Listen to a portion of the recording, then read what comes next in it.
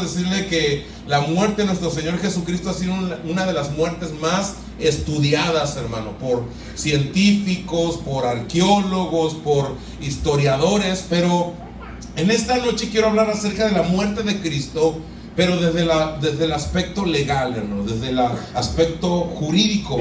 Porque la palabra de Dios, hermano, nos registra que el gran propósito de Dios, el propósito divino, es redimir a la humanidad. Y esto nos habla acerca, hermano, de que la muerte de Cristo, la Biblia nos testifica que la muerte de Cristo no fue una sorpresa para el divino Maestro. Los profetas habían, hermano, anunciado 1000 años antes de que naciese Jesús, 1000 años antes habían anunciado la muerte de nuestro Señor Jesucristo. En San Juan capítulo 10, verso 17, dijo nuestro Señor Jesucristo: yo pongo mi vida para volverla a tomar. Y con estas palabras nos queda claro que a Cristo, hermanos, no le tomó por sorpresa la muerte. Con estas palabras también nos confirma, hermano, que el hombre, la mano del hombre, no tuvo autoridad sobre la vida de Jesús, sino que fue Cristo mismo, hermano, quien da su vida y posteriormente la vuelve a tomar. Y a través, hermano, de este mensaje quiero hablar, hermano, de la muerte de nuestro Señor Jesucristo. Repito, desde el aspecto legal, cómo fue este crimen, porque la muerte de nuestro Señor Jesucristo ha sido el crimen más grande de la historia. Y para poder analizar este tema, hermano, para poderlo escudriñar y desarrollar, hay diferentes fuentes, hermanos, que nos ayudan a entender cómo fue la muerte de nuestro Señor Jesucristo. Y en primer lugar, hermanos, entendemos que los evangelios son una fuente documental maravillosa, confiable, que nos habla precisamente acerca de cómo fue el proceso de Jesús. Tanto en Mateo, en Marcos, Lucas, Juan, hermanos, nos habla en algunos capítulos, en algunos versículos, acerca del juicio aplicado al caso de Jesús. Por ejemplo, Lucas 23 nos narra parte de aquel proceso. Y naturalmente, hermano, no toda la información acerca del juicio y la muerte de Jesús cabe en un solo capítulo o en unos cuantos versículos. Encontramos, hermanos, en el Nuevo Testamento, en los 4 evangelios, hermanos, cómo el Señor usa su palabra para narrarnos, para detallarnos cómo fue la muerte de nuestro Señor Jesucristo. Pero también, hermano, hay otra fuente de información por la cual usted y yo podemos darnos cuenta cómo fue el juicio que se le dio a nuestro Señor Jesucristo.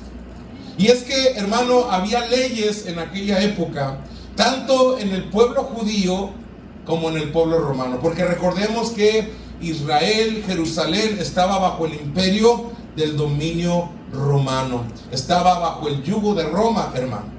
Entonces a Jesús se le realizaron 2 diferentes juicios. Uno que fue un religioso. El juicio religioso fue llevado ante el Sanedrín. Pero Jesús también experimentó y sufrió el juicio político por parte de Poncio Pilatos, que era el gobernador de Judea.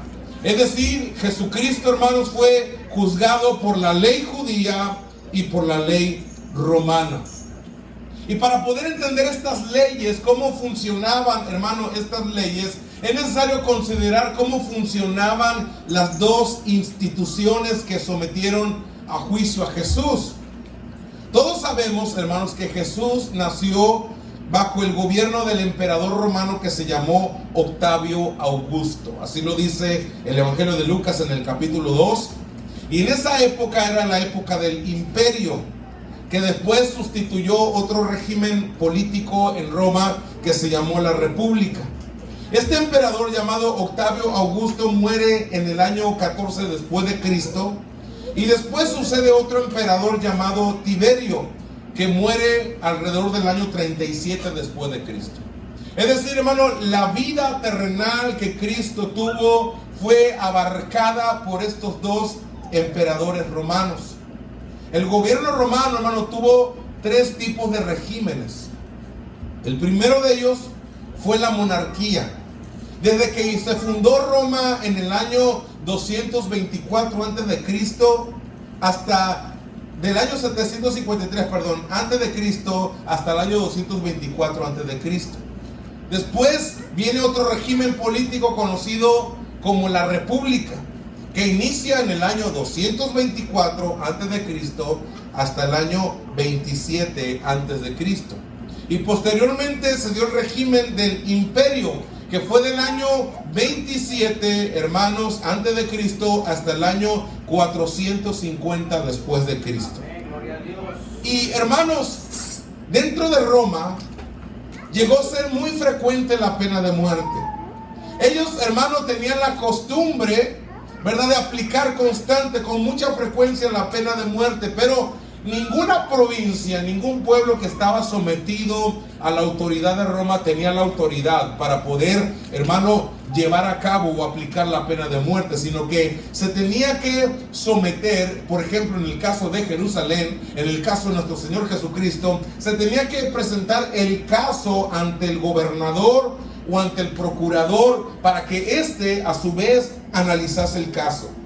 Lo tenía que leer, lo tenía que estudiar, tenía que ser cuidadoso, y entonces él determinaba si era viable o no era viable la pena de muerte.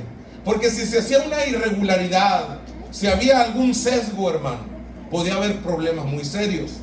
Por ejemplo, la Biblia nos habla ahí en Hechos capítulo 16, del versículo 35 al 38, en una ocasión en que los romanos aplicaron incorrectamente el abuso de autoridad sobre el apóstol Pablo. La Biblia dice en Hechos 16:35 que el apóstol Pablo fue encerrado y fue azotado, y entonces cuando Pablo voltea y mira a los soldados romanos, les dice: ¿le es lícito meter a la cárcel sin un proceso a un ciudadano que es romano y azotarlo?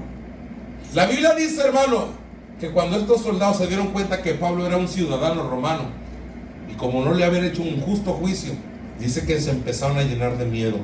Empezaron a llenarse de pavor, porque sabían que podían meterse en serios problemas, porque no se le dio un juicio justo al apóstol Pablo. Por otro lado, hermanos, el derecho penal hebreo, por el cual se regían los judíos, hermanos, en la época de nuestro Señor Jesucristo, era, hermano, muy poco conocido en el mundo. Pero entre el pueblo judío, entre el pueblo de Israel, era muy conocido. Y ellos tenían, escuche bien, ellos tenían que regirse por sus propias leyes y no por las leyes de otras naciones. Hay un libro, hermano, que usan los judíos que se llama el Talmud. Y el Talmud es un libro que básicamente recopila las filosofías judaicas y que nos habla también acerca de cómo son las costumbres de los judíos. Y también el Talmud nos habla acerca de las leyes que tenían los judíos. El Talmud establece, hermano, conforme lo estipula también la Torá, cómo se le tenía que dar, o cuáles eran los principios de los cuales se le tenía que dar o normarse un juicio a una persona dentro del pueblo judío. Hay un principio conocido como el principio de la publicidad. ¿En qué consiste este principio? Dice el Talmud que el principio de la publicidad, hermano, consiste en que un juicio, fuese como fuese, aquel juicio se tenía que hacer público. No se podía hacer a puerta cerrada. La gente tenía que mirar si los jueces juzgaban con justo juicio. Tenían que observar la gente, el pueblo, si los jueces eran honestos. La Biblia, por ejemplo, hermano, nos presenta varios ejemplos. Uno de ellos son los ancianos de Israel, hermanos, que se sentaban a las puertas de la ciudad. Y aquellos ancianos eran como el grupo jurídico, el grupo legal. Cuando alguien tenía un problema con su prójimo, venía, dice la Biblia, ante los ancianos y le decía delante de la gente: este no me quiso redimir y este es mi derecho. Y entonces los ancianos deliberaban, ellos resolvían quién era inocente, quién era culpable. La Biblia también nos habla del caso de Nabat. Nos habla también acerca del Sanedrín, que era el grupo religioso que en el tiempo de Jesús se encargaba de hacer justicia. Y que había un lugar en el templo llamado Hatzin, hermano, donde ellos deliberaban y daban sentencia. Pero vuelvo a repetir, lo tenían que hacer públicamente, no escondidas.